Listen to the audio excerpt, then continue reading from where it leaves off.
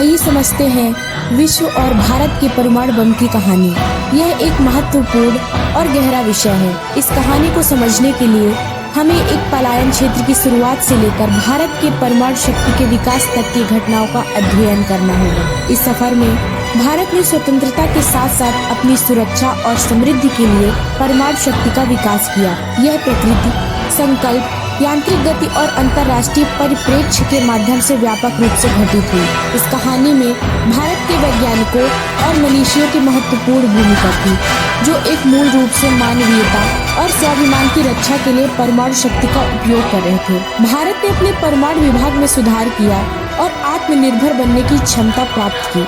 इस सफर में भारत ने परमाणु शक्ति प्राप्ति के साथ साथ अंतर्राष्ट्रीय समझौतों में भी महत्वपूर्ण भूमिका निभाई है। विश्व की दृष्टि से देखा जाए तो परमाणु बमबारी के विस्तार और इस्तेमाल को लेकर अंतर्राष्ट्रीय प्रशंसा और समझौतों में विचार विमर्श हो रहे हैं। इस कहानी को सुनते समय हमें यह महत्वपूर्ण प्रश्न भी सोचना होगा कि कैसे दुनिया भर में शांति और सुरक्षा को बरकरार रखा जा सकता है। यह कहानी हमारे समझने और विचार विमर्श करने के लिए आवश्यक है, ताकि हम परमाणु शक्ति के प्रति संवेदनशील और सुरक्षित रह सके। आइए जानते हैं पोखरण की कहानी अभिषेक सर की जुबानी।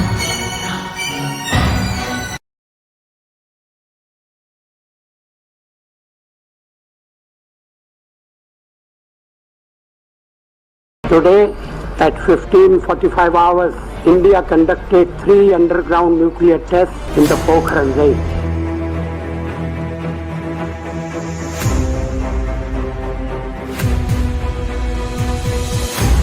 मई 1998 शाम को तत्कालीन भारत के प्रधानमंत्री श्री अटल बिहारी वाजपेयी जी ने राष्ट्र को संबोधित करते हुए कहा था, उनकी बातों ने पूरे देश को गौरव, पराक्रम और खुशी के पल से भर दिया था। विश्व भर में फैले हुए भारतीय समुदाय में एक नए आत्मविश्वास उजागर हुआ था। 11 मई 1998 भारत के पश्चिमी छोर पर राजस्थान के पोखरण में परमाणु परीक्षण किया था कि हम परमाणु हथियारों का प्रयोग करने में पहल नहीं करेंगे। No first use. एटमी हथियार रक्षा के लिए भी हो सकते हैं।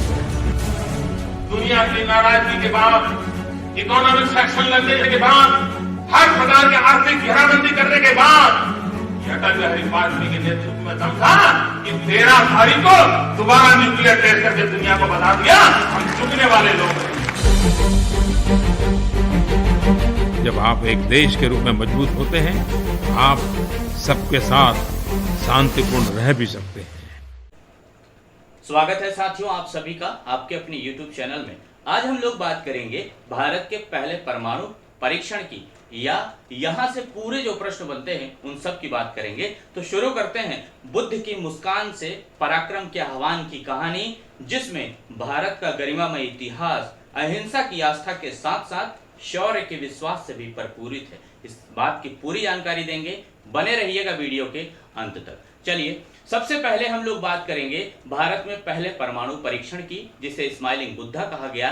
यह तारीख 18 मई 1974 की है। साथियों आज हम जिस बिंदु पर बात करेंगे, आज की चर्चा जो है वो हमारी 4 बिंदुओं पर होगी। एक होगा पहला परमाणु परीक्षण, यानी कब किया गया और उससे संबंधित सभी तथ्य। दूसरा, पृष्ठभूमि क्या थी और उसके क्या परिणाम आए, वो सब बात करेंगे। परमाणु ऊर्जा का जो विकास है भारत में, वो किस तरह से हुआ और कब से इसकी शुरुआत हुई थी। ऑपरेशन शक्ति जो बहुत महत्वपूर्ण है, 1998 में पंडित अटल बिहारी वाजपेयी के समय पोखरण 2 के दौरान हुआ था। इन सब पर बात करेंगे। शुरू करते हैं हम लोग चर्चा भारत के प्रथम परमाणु परीक्षण से, जिसे हम पोखरण फर्स्ट कहते हैं, स्माइलिंग बुद्धा और हैप्पी कृष्णा जैसे नाम से हम इसको जानते हैं। लेकिन ध्यान रखिएगा, ऑपरेशन हैप्पी कृष्णा भारतीय सेना के द्वारा कहा गया था, विदेश मंत्रालय के द्वारा पोखरण फर्स्ट कहा गया था और भारतीय वैज्ञानिकों के द्वारा स्माइलिंग बुद्धा कहा गया था। तीनों नाम याद रखिएगा, इसी के संदर्भ में प्रयोग किए जाते हैं। यह एक विखंडन था, इस पर हम बात करेंगे। विखंडन और संलयन पर हम लास्ट में बात करेंगे। चलते हैं, शुरू करते हैं हम आज की चर्चा को। साथियों पोखरण फर्स्ट जो पहला परमाणु परीक्षण था भारत का, वह 18 मई 1974 की तारीख को पोखरण, जैसलमेर जिला, राजस्थान राज्य में किया जाता है। यह परमाणु परीक्षण भारत के इतिहास का पहला परमाणु परीक्षण हुआ दोस्त।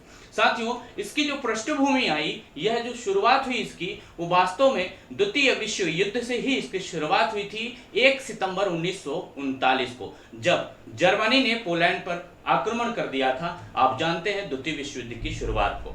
इसके बाद ही 6 अगस्त 1945 को अमेरिका ने जापान के हिरोशिमा में लिटिल बॉय जैसा एक परमाणु बम गिराया था। यह जो लिटिल बॉय था, ये वास्तव में अमेरिका के पूर्व राष्ट्रपति फ्रैंकलिन डेलानो रूजवेल्ट के संदर्भ में प्रयोग किया जाता है, यानी उन्हीं के संदर्भ में प्रयोग किया गया था। इसके 3 दिन बाद, यानी 6 अगस्त से 3 दिन बाद 9 अगस्त की तारीख को नागासाकी में भी परमाणु बम गिराया गया और इसको फैट मैन नाम दिया गया था। फैटमैन नाम दरअसल इंग्लैंड के जो प्रधानमंत्री थे विंस्टन चर्चिल, उनके संदर्भ में प्रयोग किया जाता है।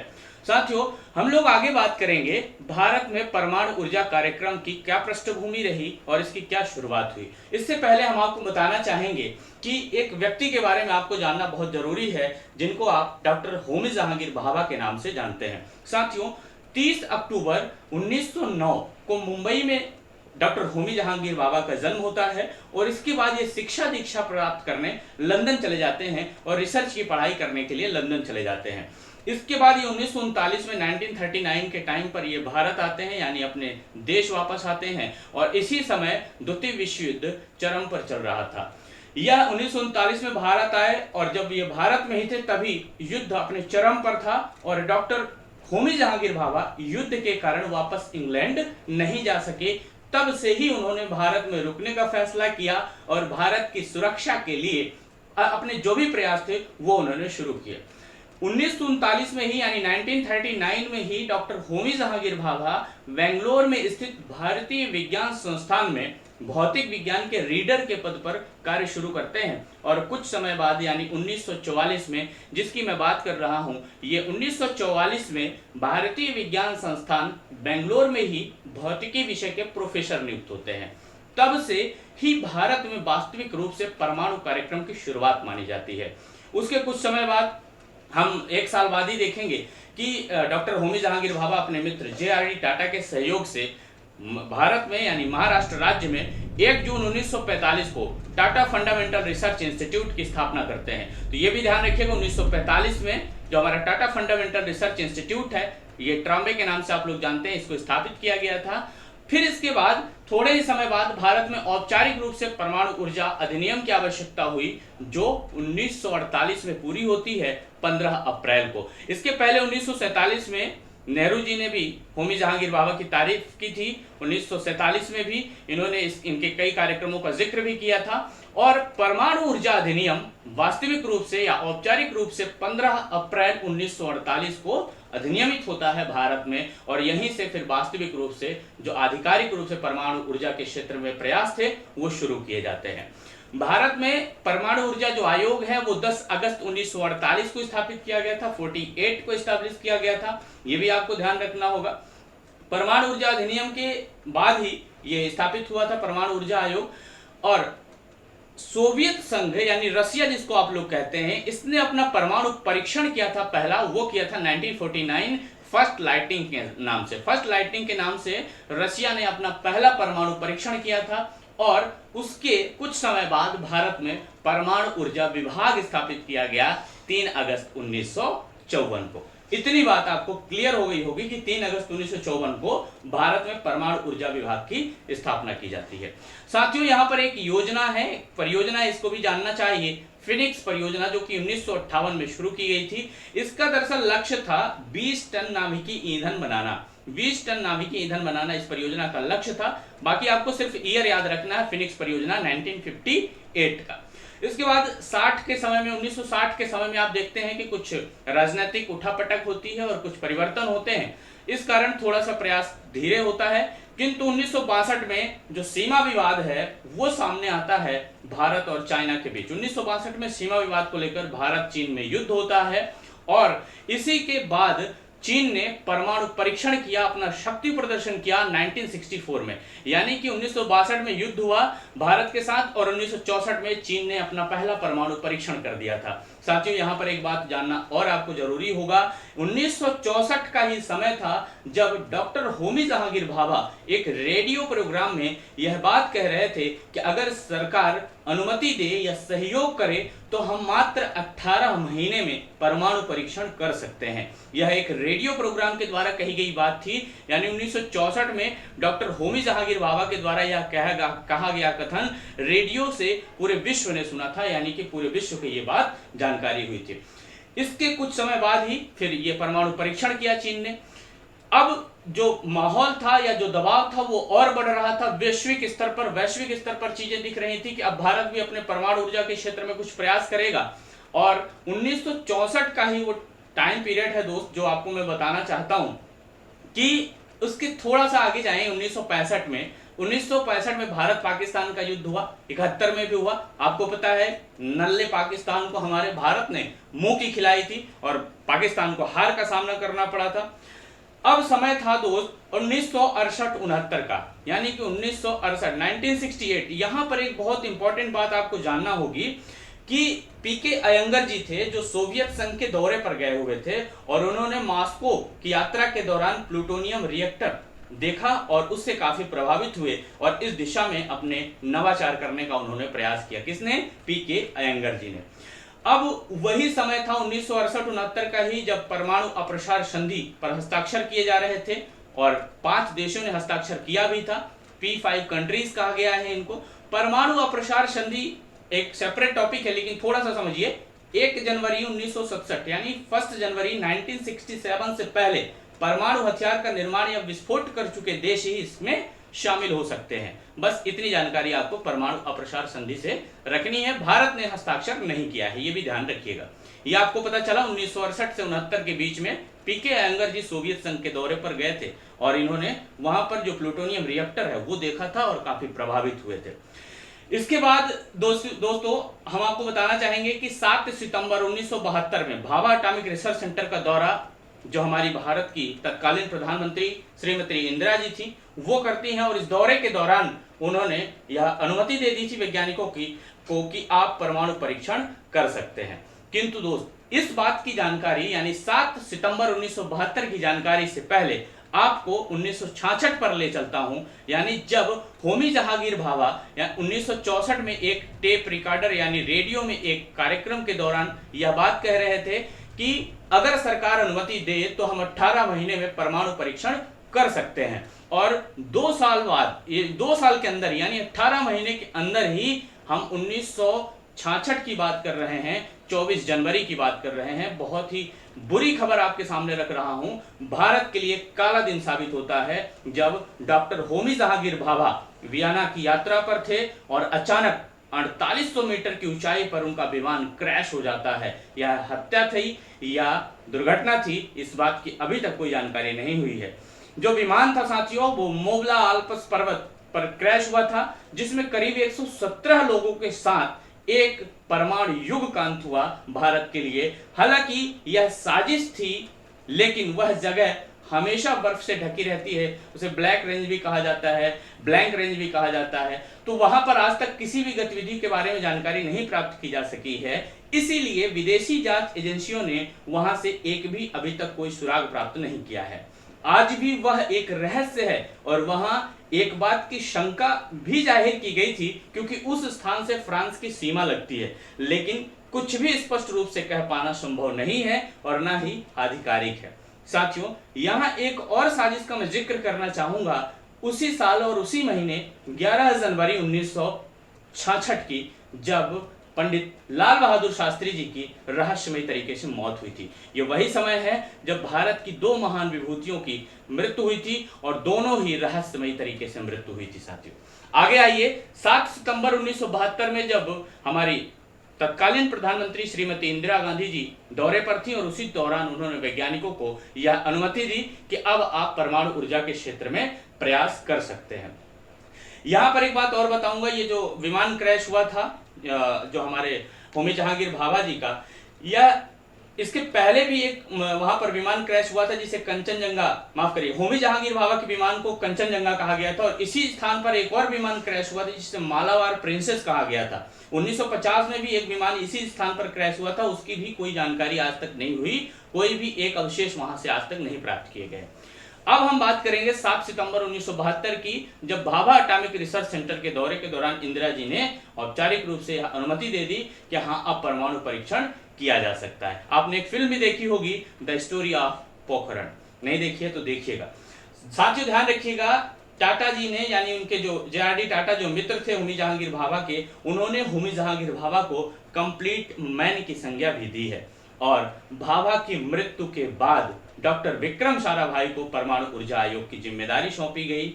और एक और विशेष बात आपको यहाँ पर जानना होगा कि डॉक्टर होमी जहांगीर भाभा की रुचि शास्त्रीय संगीत, नृत्य कला, मूर्ति कला में भी थी। इसी वजह से डॉक्टर CV रमन उन्हें भारत का लियोनार्डो दा विंची भी कहा करते थे। तो यह भारत के लिए कुछ कर दिखाने का जो समय था दोस्त, वह आ चुका था। और अब हम बात करेंगे 17 मई 1974 की। 13 मई से यह प्रयास शुरू किया जाता है। 13 मई 1974 से पोखरण रेंज में प्रयास शुरू किए जाते हैं। वहां पर चहलकदमी शुरू होती है, वहां पर गतिविधियां शुरू होती हैं। क्योंकि यह भूमिगत परीक्षण था, इसको भूमि के अंदर स्थापित करना था, इसलिए वहां पर समय लगता। साथियों, जमीन के अंदर स्थापित करना होता है तो डेफिनेटली वहां पर ऑलरेडी मई का महीना है, रेगिस्तानी क्षेत्र है, तो तापमान अधिक होगा। और तापमान अधिक होने की वजह से जो भूमिगत परीक्षण है, जो कंपोनेंट्स हमें यहाँ पर स्टैब्लिश करने हैं जमीन के अंदर, वो क्या हो रहे थे, एक्सपैंड हो रहे थे, यानी फैल रहे थे। क्योंकि आप जानते हैं गर्मियों में कंपोनेंट्स या लोहे का मॉलिक्यूलर जो मूवमेंट है वो बढ़ जाता है। तो इसी कारण से जो हमारे कंपोनेंट्स थे वो एक्सपैंड हो रहे थे और उनका वॉल्यूम भी बढ़ रहा था। कड़ी धूप और अधिक तापमान से बचने के लिए सुबह का तारीख, यानी सुबह का समय 18 मई को चुन लिया गया। 18 मई को सुबह 8 बजे का जो समय था वो निर्धारित किया गया तापमान के दृष्टिकोण से और तमाम व्यवस्थाओं और सुविधाओं के दृष्टिकोण से। जैसे ही 18 मई की सुबह 8 बजते हैं, ये समय था डेटोनेटर दबाने की, तभी एक सूचना प्राप्त हुई कि एक जीप जो पोखरण टेस्ट रेंज, जिसे PTR कहा गया, जहां पर उसको एस्टैब्लिश किया गया है परमाणु बम को, वहां पर एक जीप फंसी हुई है जिसमें वैज्ञानिक और कई इंजीनियर हैं। उस जीप में मौजूद इंजीनियर्स और वैज्ञानिकों को तत्काल वहां से हटाया गया, जीप को भी हटाया गया। और यह सब करते हुए 5 मिनट का विलंब हुआ और फाइनली 8:05 में भारत ने अपना पहला इतिहास बनाया, पहले परमाणु परीक्षण का, जिसे पोखरण प्रथम यानी स्माइलिंग बुद्धा कहा गया है। यह नाम फोन पर कहा गया था, किसके द्वारा? डॉक्टर राजा रमन्ना के द्वारा। किसको कहा गया था?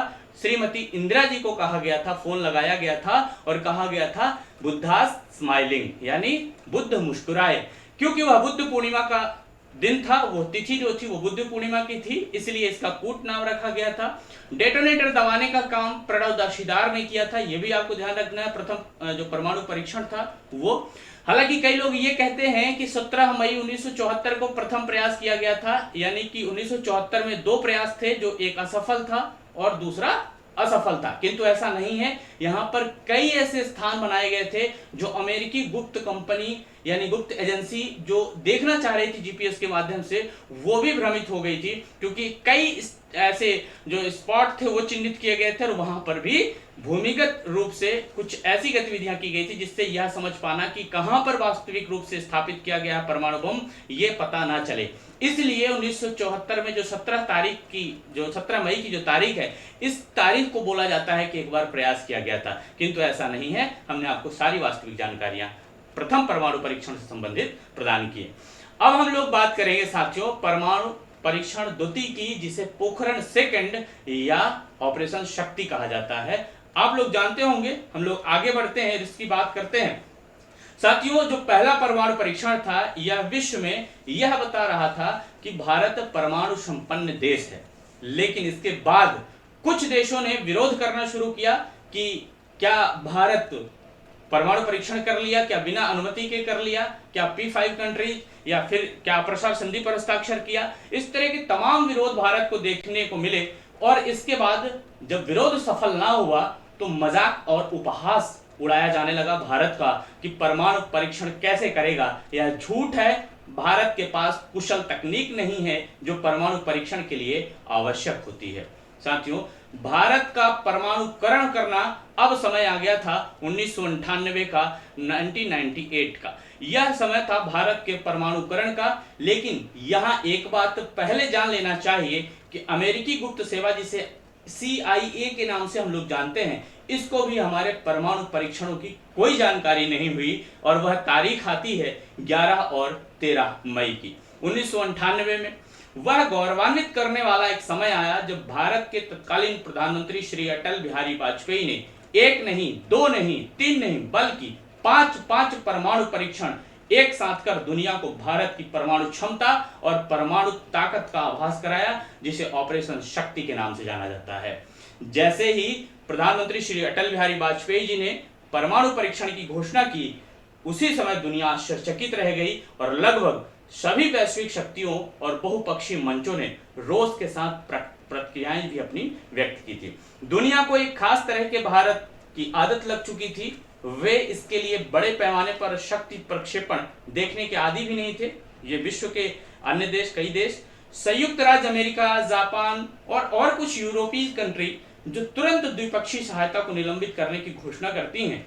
अमेरिका ने तो भारत में कारोबार करने वाली कंपनियों के लिए क्रेडिट लाइनें भी बंद कर दी थी और इसके दबाव में निजी नकदी का प्रवाह कम हुआ था, जिससे आर्थिक मंदी जैसी स्थिति भी सामने आई थी। साथियों, हम बात करेंगे आपके 11 और 13 मई 1998 के परमाणु परीक्षण की, जिसमें पंडित अटल बिहारी वाजपेयी जी ने जय जवान, जय किसान और जय विज्ञान का नारा दिया था।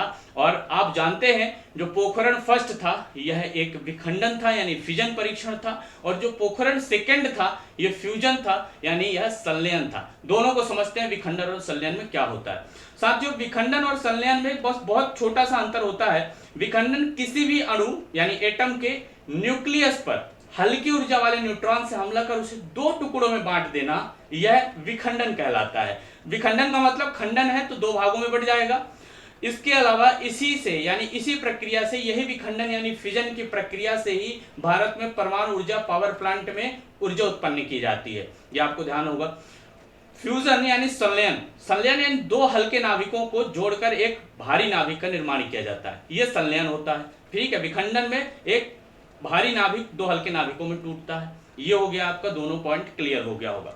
साथियों, जो पहला जो हमारा पोखरण फर्स्ट था, इसमें प्लूटोनियम से बना 15 किलो टन वजनी परमाणु बम का परीक्षण किया गया, जिसे लगभग इसी परमाणु परीक्षण से 1 किलोमीटर की ऊंचाई तक धुआं हो गया था। यानी यह बहुत ही खतरनाक स्थिति थी, बहुत ही खतरनाक दृश्य था वो 1974 का, जब हम पहला परमाणु परीक्षण कर रहे थे।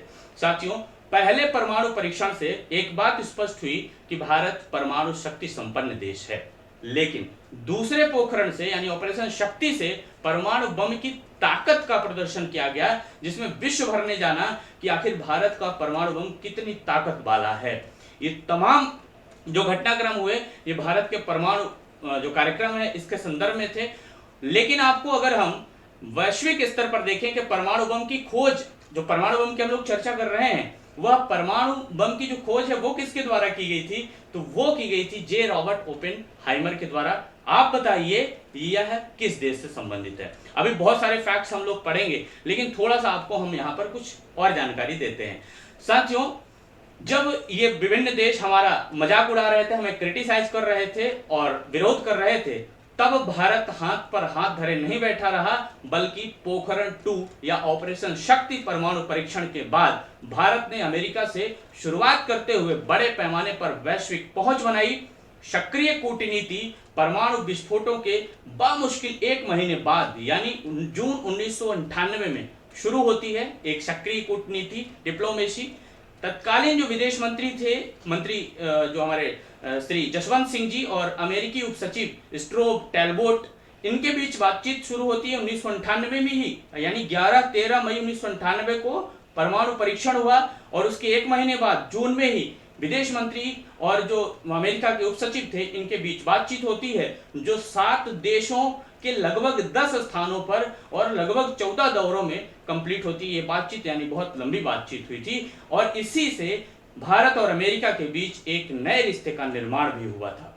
परमाणु परीक्षण के बाद या परमाणु परीक्षणों के बाद हम कहें, भारत पर प्रतिबंध लगाने वाले पहले राष्ट्रपति जो क्लिंटन थे, वो 22 वर्षों में देश का दौरा करने वाले ऐसे पहले राष्ट्रपति अमेरिकी राष्ट्रपति हैं। और अमेरिका भारत के साथ परमाणु समझौता करने वाला जो पहला राष्ट्रपति था जो अमेरिका के साथ परमाणु समझौते के समय, वो भी क्लिंटन ही थे। यह भी बात आपको ध्यान रखनी होगी। यह सक्रिय कूटनीति भारत अमेरिका परमाणु समझौते वर्ष 2005 और उसके बाद संशोधित 2008 के चरम पर पहुंच गई। और जिन देशों ने पोखरण द्वितीय के बाद भारत पर प्रतिबंधों की वकालत की थी, यानी भारत पर प्रतिबंध लगाए जाएं, उनकी जो वकालत की थी, उन्हीं ने यानी उन देशों ने ही वर्ष 2008 में परमाणु आपूर्तिकर्ता समूह में छूट के लिए दबाव डाल रहे थे विश्व भर में कि भारत को परमाणु आपूर्तिकर्ता समूह में शामिल किया जाए। भारत वर्तमान में 4 बहुपक्षीय निर्यात नियंत्रण व्यवस्थाओं का हिस्सा है, जिसमें से MTCR, वासेनर अरेंजमेंट, ऑस्ट्रेलिया ग्रुप इनका सदस्य है और NSG की सदस्यता में भी प्रबल दावेदारी कर रहा है। इसका भी सदस्य देश भारत हो जाएगा। भारत के परमाणु परीक्षण के ठीक 7 साल बाद जिसकी अमेरिका ने कड़ी निंदा की थी, वह न केवल परमाणु हथियार संपन्न देश के रूप में एक भारत की वास्तविक स्थिति को मान्यता दे रहा था, बल्कि भारत को अंतरराष्ट्रीय नागरिक परमाणु ऊर्जा वाणिज्य में भाग लेने में भी सक्षम बनाने के लिए अप्रसार व्यवस्था को पलटने को भी तैयार था। कौन? अमेरिका। यह स्पष्ट प्रमाण था कि भारत की रणनीतिक गणना सटीक रही। निश्चित रूप से यह राह बहुत कठिन थी, लेकिन अंत में भारत ने एक जिम्मेदार परमाणु शक्ति के तमगे यानी टैग का दावा करने के अधिकार के साथ साथ वैश्विक उच्च तालिका में भी अपना स्थान सुनिश्चित किया है। भारत एकमात्र ऐसा देश है जिसने NPT पर हस्ताक्षर नहीं किया, लेकिन नियमों का पालन करते हुए परमाणु परीक्षण किया और अभी भी वह अपने नियमों में कायम है। नो फर्स्ट यूज, पहले प्रयोग नहीं, यह भारत की नीति है। साथियों, कुछ इंपॉर्टेंट फैक्ट हैं जो आपको जान लेने चाहिए। जैसे विश्व का पहला परमाणु बम परीक्षण कब किया गया? 16 जुलाई 1945 को किया गया था, जिसे ट्रिनिटी के नाम से जाना जाता है। विश्व का सबसे बड़ा परमाणु बम, जिसे जार बाम्बा के नाम से जाना जाता है, यह है विश्व का सबसे बड़ा परमाणु बम। इसका जो कोड है, कोड नाम है इवान या वान्या के नाम से भी जार बाम्बा को जाना जाता है। आगे आइए, जो इसका अल्फा न्यूमेरिक नाम है जार बाम्बा का, वो है AN602। साथियों, भारत के संदर्भ में बात करें तो भारत का पहला परमाणु रिएक्टर अप्सरा था जो 1956 में बनाया गया था। भारत के कुल जो परमाणु हथियारों की संख्या है वो 164 है और एक परमाणु बम की जो कीमत होती है वो $270 मिलियन होती है। भारत का पहला परमाणु विद्युत संयंत्र 1969 यानी 1969 महाराष्ट्र में स्थापित किया गया था। चलिए, बहुत बहुत धन्यवाद। मिलता हूं बहुत जल्द नेक्स्ट वीडियो में। Thank you so much.